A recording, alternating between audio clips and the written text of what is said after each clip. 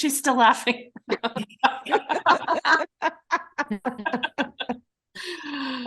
That's so funny.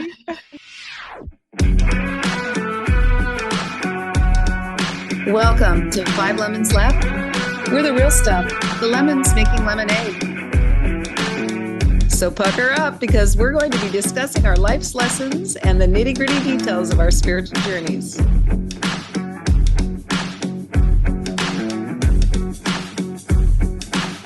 Hey y'all, I'm Amanda.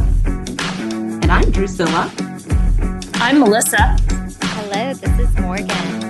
And I'm Penny. Welcome to our podcast today.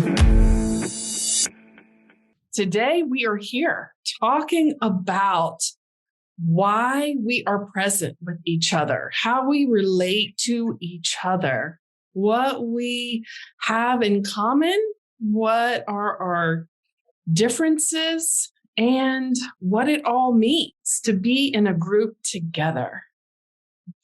So I'll start, since I kind of sprang this topic on everybody.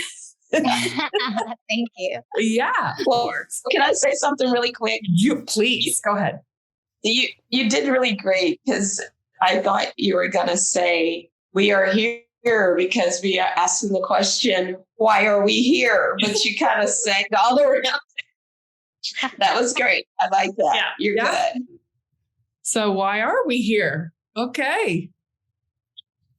So I am here because I have been on a spiritual journey for a while now. And I'm getting to the point in my life where my life has changed. My life has evolved into beauty all around me. And I want to share it with everybody. I want to show up just as I am.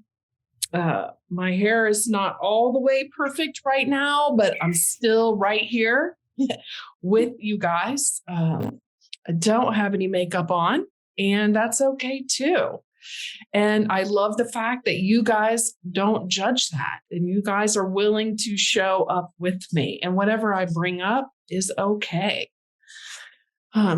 So that's why I'm here. I'm here to be truly helpful. I'm here to share my stories. I'm here to, if it helps somebody else hearing what I've been through or how I got here, then I'm willing to do it. So I pass it to you, Morgan. Oh, I'm in the hot seat. Yeah. Hot potato. Yeah. Why am I here? I'm here because, well, I'm just going to pat myself on the back for a minute.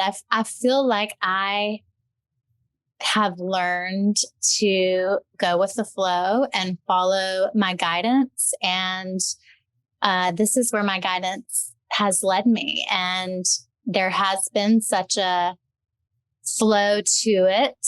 Not that we haven't had our share of hiccups along the way and road bumps along the way, but I just can feel spirit leading, guiding, and directing us through this whole process, even by the fact that, you know, as I shared, I think in the last episode, how Drusilla and Melissa each brought up this idea of the podcast to me separately, one-on-one, reassuring me that I had a support team in place. And you two were the face of the support team, but really that was like, you know, our invisible helpers, like sending a physical manifestation of the support that like was needed to make this happen. So, I don't know if that was clear, but that's why I'm here, how I'm here, why I'm here. I'd like to jump in. I had an experience this weekend where I wanted to have this really like deep, authentic conversation with my family. And I had this whole list of things from a training or a class that I was in. And it was all on intrapersonal skills development and interpersonal skills development and all the things with it. And so I sat down with my family, my daughter and my husband, and I thought, oh, this will be a great conversation. They'll be into it. They'll just love to how do you want to deepen your relationship with yourself? And what type of a relationship do you think you have with yourself? And it just like fell flat. And I realized that the reason why I'm here. You were surprised? Yeah, I was like, I saw that coming. Well, yeah. Well, but that's the reason why I'm here. I really got it loud and clear that I can have these kind of conversations with you all, and you get it. So that sealed the deal for me. And we want to have those conversations with you, Penny. Yeah. We want to. Yes. Yeah. But there's something about not forcing our loved ones into it either. I mean, I kind of just closed up my journal and not slithered it away, but just kind of went away. I don't even know the right word. And what is that Al-Anon quote that you're always sharing with us? You don't go to the hardware store for milk. For bread. For bread. For bread, yeah. But I thought they had evolved, honestly. And I'm without sure judging them, right, not Penny? in the Without way judging that where they are. No. That was just your perspective of them. How about that? Yeah, well, one of the things to have good interpersonal relationships is to be able to look at multiple perspectives. And so I thought it could. Anyway, that's why I'm here, because these conversations that we have are so amazing. And I just want to breathe it in and just enjoy it while we have it. Yeah. I'm with you, Penny. Mhm. I don't think that I don't really have anybody else to talk to about this stuff. So I would love to share. And I know all of you heard me say, if I could shout it from the mountaintop, I would. But then, I would just run everybody off because I can't really have these types of conversations. So I enjoy it. I've always hesitated to do a podcast, but this doesn't really feel like that. It just feels like sharing. So I'm here and I just want to share. I just want other people to know the different ways that we have grown through listening with each other and sharing. And it just feels wonderful. So I'm here to share and to laugh. And what really strikes me in that, Drusilla, is that we're 5 people. And so far we've said basically, not this exact same thing, but to have someone that we can communicate with. So if we're a sample of 5, just imagine how many people on the planet are looking for people to talk about this stuff or listen on a podcast situation, to listen to people that have similar thoughts and how they deal with life.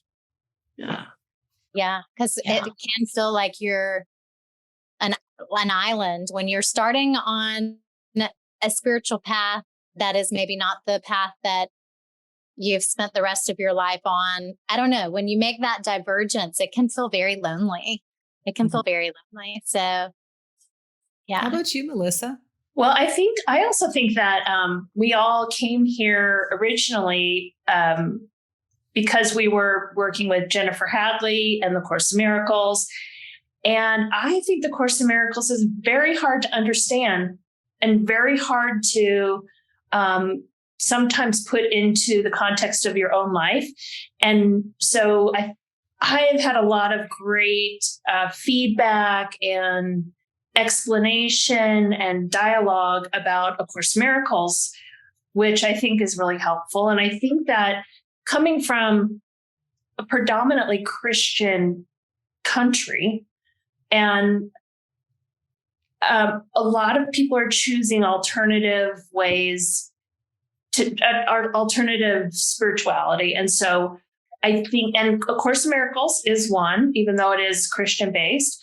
And I think it's been such a nice place to be able to just have dialogue about that and just investigate it, go down a road with it, see other people that are growing in different ways with the same information. So again, I ditto what everyone said. I come here for the deep conversations, but what I think brings me back, keeps me here, is the wisdom of you guys and the other people we've talked to, because it's just helpful for me to keep coming back and soaking up the wisdom from you. Yeah. Yeah, I agree. So you make me think of something, Melissa, and this has popped up in my mind quite a few times. But I would just love to hear what you ladies have to say.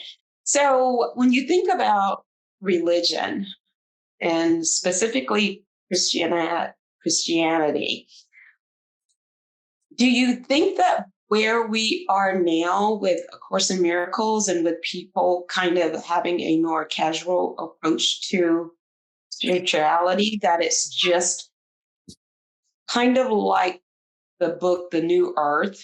Is it just a new way? Like, are we, our parents, just doing a different thing a different way? And it's just that religion is evolving into this. This enters my mind all the time. It's so interesting you say that, because I had this huge epiphany this weekend about this. And I am following this woman who's Indian. And so she had sent out like 5 different female Indian goddesses, obviously. And they're goddesses, they're female. And they all were you pray to them for different kind of help or situation you're in. And they're beautiful pictures of the goddesses. And it made me think that human beings need to create words and pictures and meanings of situations they're in or feelings they have. And so a woman's really worried about being fertile and having babies. So you take those feelings and those thoughts, and then you make it very human, and you make a picture out of it, and you put words to it, and it gives you a place to funnel your energy. Like you have a path, and that's your purpose, that's your goal. And then, I think those things evolve. Like personally, I think we're in a place now where we have even more evolved feelings of something like, let's say, fertility. And then so we create the next version of how we direct our energy and how we're thinking through and processing the information. Because I'm always thinking about people that have created like their own God or follow a certain denomination and beliefs. And somehow we have made pictures and words to serve us. I don't know. It's hard to explain. So I hope you understand it. You lost me a little bit there. I'll have to admit, I got a little bit lost in the sauce there. But I do understand what you're saying about this. At least this is what I heard. That we make the meaning of our life, and we assign attributes for what's going on. Is that what I heard or not? I think we have to, I think you need to put it, or people have had to put it in context. Like there's a reason why they draw pictures of deities and different deities that do different things. And I think it's kind of like a vessel to hold that situation. Makes sense. Anyway. Yeah. So it was powerful for you. Yes. That's good. We all beat to our own drum, I think is what I'm hearing you say. Mm-hmm.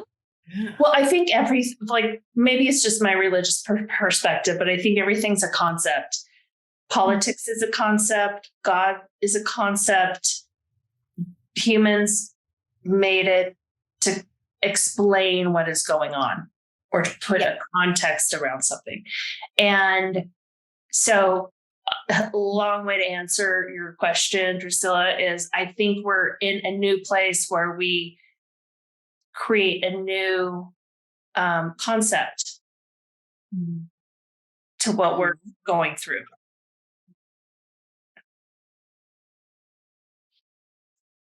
I also just back to Drusilla's question too. I feel like just like with Jesus from 2,000 years ago didn't set out to start a religion and is the last thing that he would have wanted to happen. He didn't set out to start a church or a religion. And even with A Course in Miracles 2,000 years later, he's not setting out to start a church or a religion. It's people, kind of like you're saying with the little deities that we make to humanize the ineffable, like what cannot even be seen or felt or described or put into words. That's uncomfortable for most people. Mm-hmm. Most people aren't comfortable with the ethereal. I never know how to pronounce that word. I put the wrong emphasis on the wrong syllable, but yeah. So I really like as someone who grew up in the Christian church and then started studying A Course in Miracles, one of the most refreshing things about A Course in Miracles is that it pretty explicitly says, don't share this with other people. Live your life, practice these words. There's no need to tell others about them. There's no need to evangelize. There's no need to proselytize. We come together in community for fellowship and for our own spiritual healing and growth.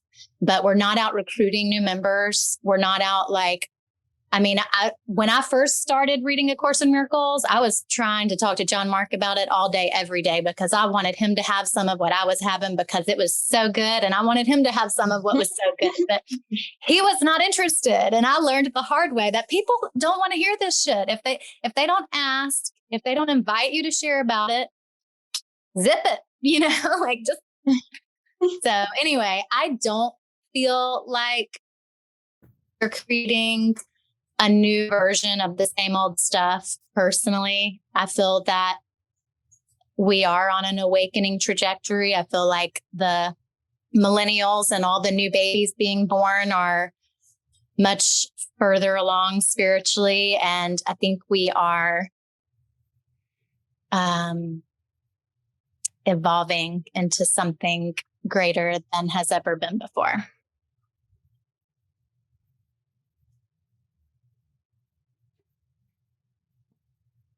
I like that.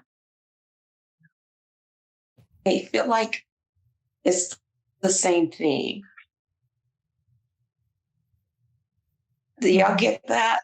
That it just you got to expand that a little bit for me. Well, it felt like what she just said and what I said are the same things because of what Melissa said, because it's all concept. Mm-hmm.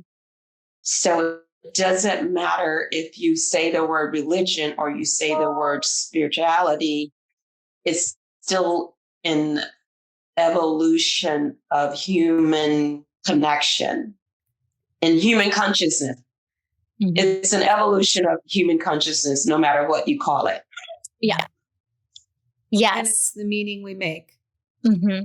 It's the meaning we make. Yeah. I think we also need to separate out religion and church, because religions from the beginning of time, there have been ascended masters and people who have found their way to truth from every single spiritual teaching that ever was. Even Christianity. So religion, the Christian religion, doesn't need a whole new movement. It just needs people who are on a dedicated path, seeking the truth, and they will find the truth. But church is a totally different thing. The Christian church was separate out religion and church as not being the same thing. Because I do have a problem with most churches. I don't have a problem with most religions. And I say I have a problem with casually because I don't really have a problem, but you know what I mean?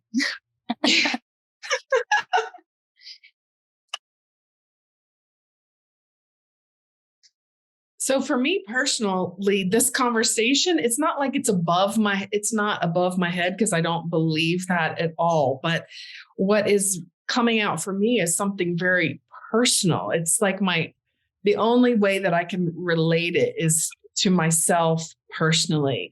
So I was raised in a Southern Baptist environment, and we didn't go to church all the time. My mom wasn't that. Like I said, we didn't go every Sunday, but she was raised in the every Sunday Southern Baptist tradition. And what I got out of it as a young person was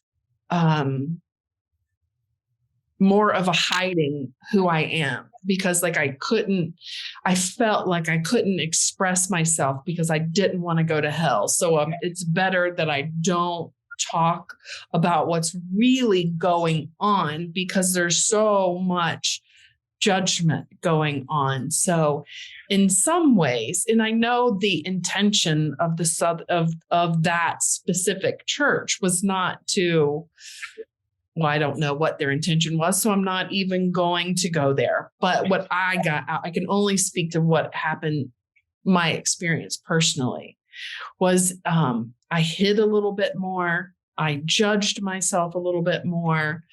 I lived it taught me to live one way in my mind and one way out in the world.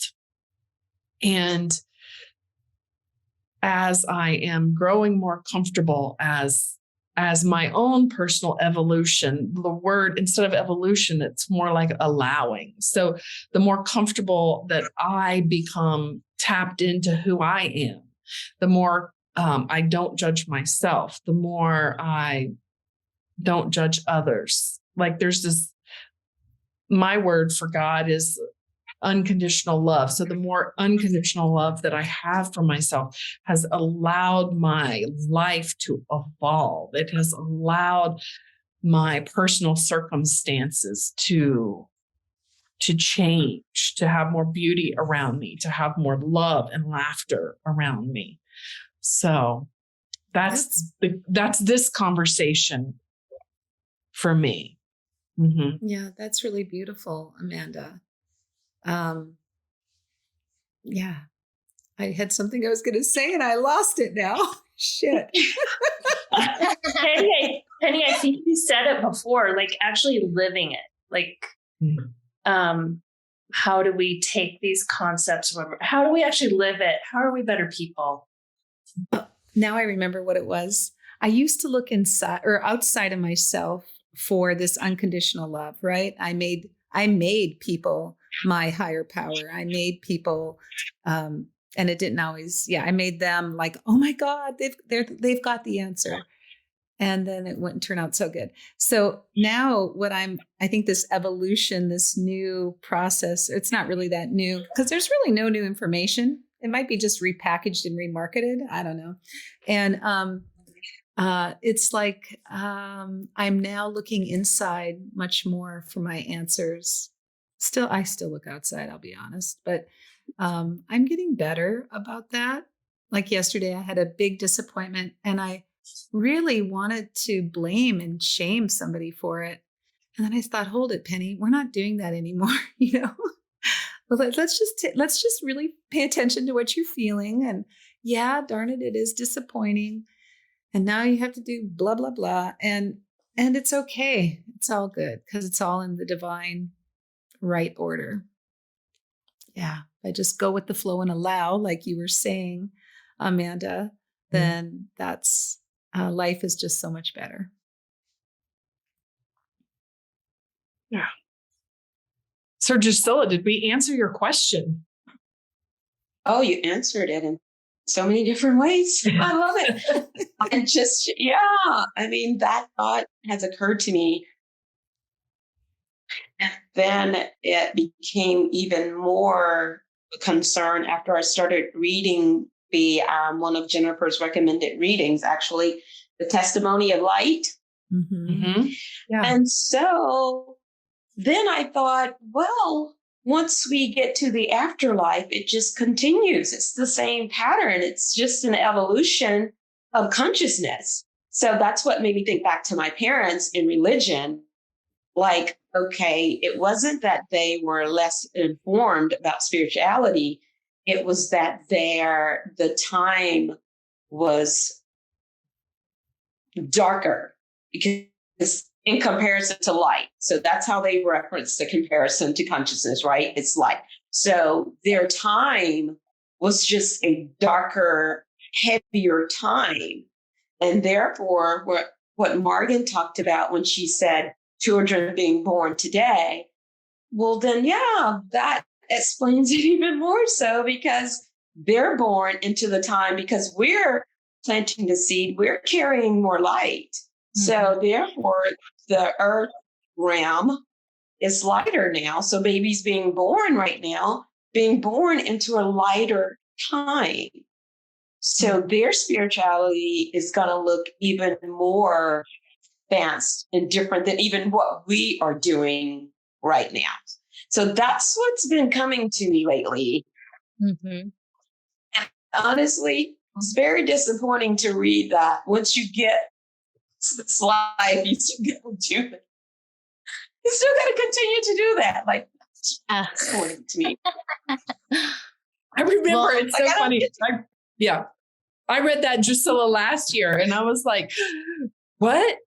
It did make me go, okay, well, I am not waiting for the afterlife to clear up all my stuff because if stuff keeps coming, well, then I'm going to double down on getting my work done now. Like, this is paradise. If this, if our lives are heaven, then let's get to it. Let's get her done. Same, like get her done this time. Yeah. Get her done.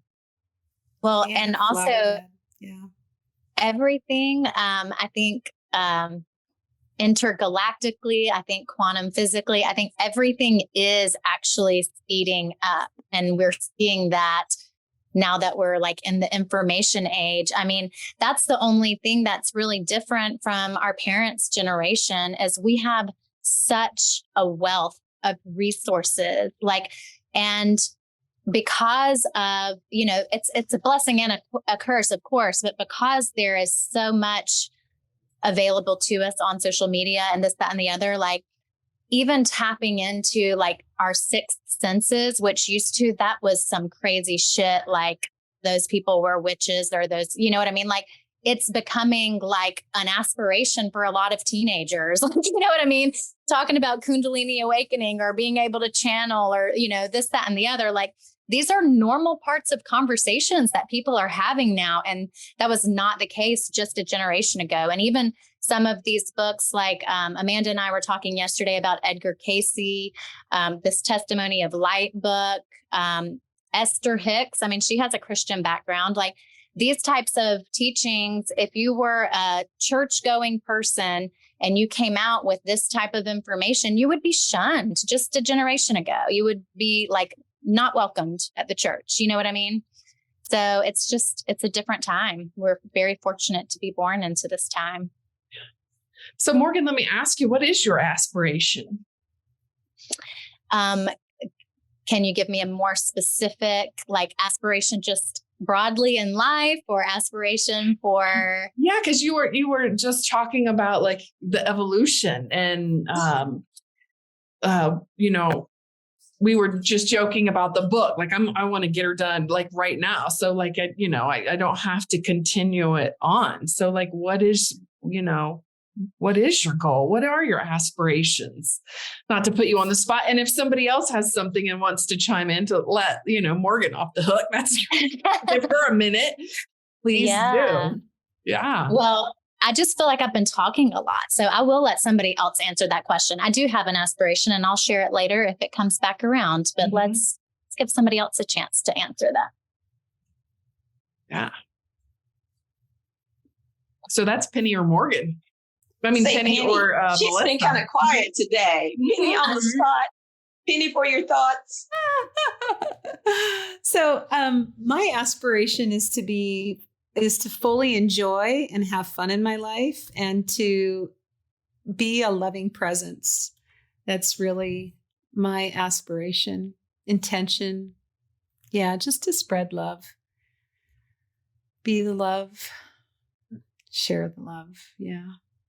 So if you think about your life, Penny, like 5 years ago and to now, do you think like that you are embodying that aspiration more and More more? and more every day. Yeah, absolutely.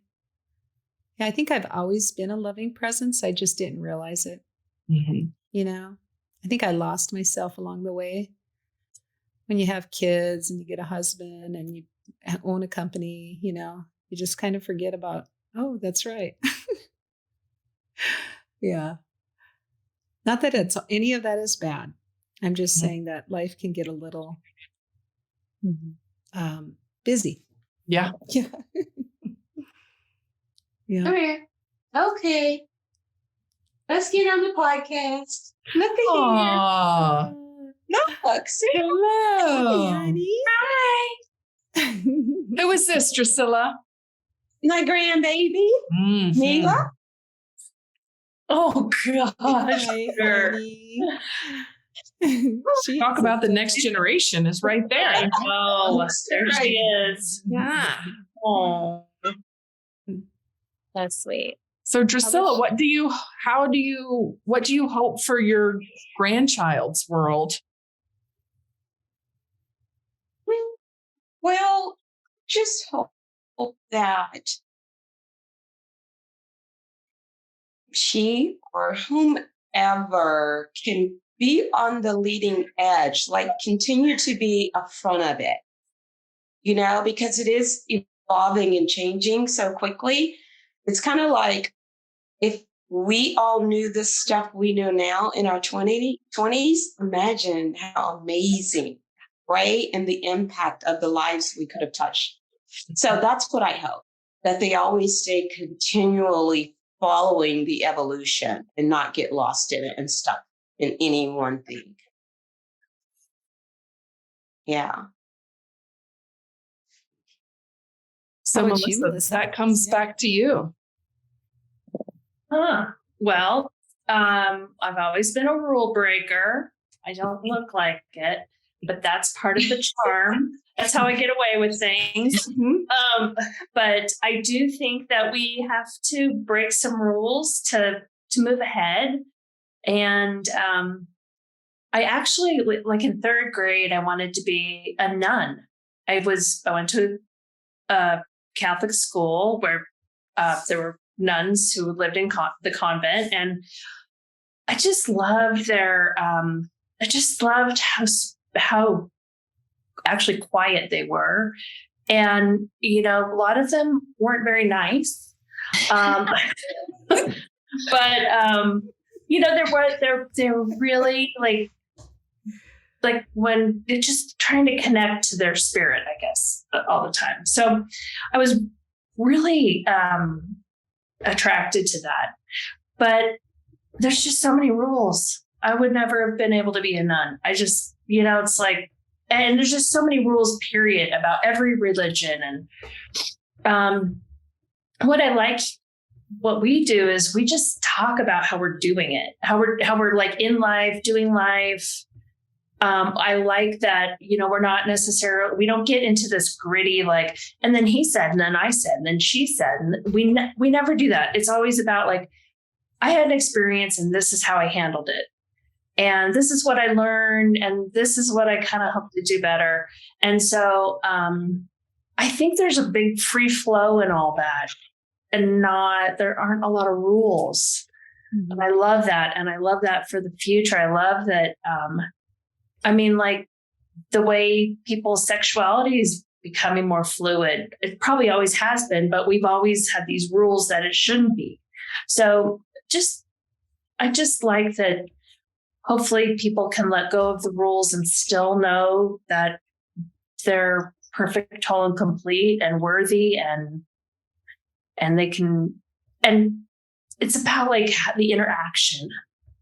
And it's about how I am in the world and how compassionate and loving I am, like Penny was talking about, and not the rules I'm following. Beautiful. Not being rigid, right? Yeah. I mean, that's really what I think, yeah. I'm breaking down. Sister Melissa. Yes. Wow. Yeah. Yeah. She's a sister. Yeah. Yes. Yeah. I did. And then I even went to Catholic college. And I've always been interested in that and into it and interested in spiritual people. And was the Catholic college you went to, was it Jesuit or was it? Mm-hmm. Yeah, Jesuit colleges. I agree. I think they're the best. Mm-hmm. Yeah. Both my daughters went to a Jesuit Catholic college. Mm-hmm. Also. Yeah. They teach the whole person, which I think is really fabulous. So we're about at the end of our time. Does anyone have any final thoughts about why we're here? I think we're guided to be here. Yes. That's definite. I definitely think this was divinely orchestrated. Mm-hmm. Yeah. Absolutely. Well, and one thing I wanted to share about our small group that was the foundation that ultimately led to this podcast is that, especially in the beginning, when we would come with our problems or our challenges, sometimes we would be in a little bit of self-judgment, and everyone would hold us in such compassion and grace, and maybe even shed some light on like how perfect we handled it, even if we didn't feel like it was perfect, even if we felt like we could have been more loving, and like being able to hold that perfection for each other teaches us to be more gentle with ourselves.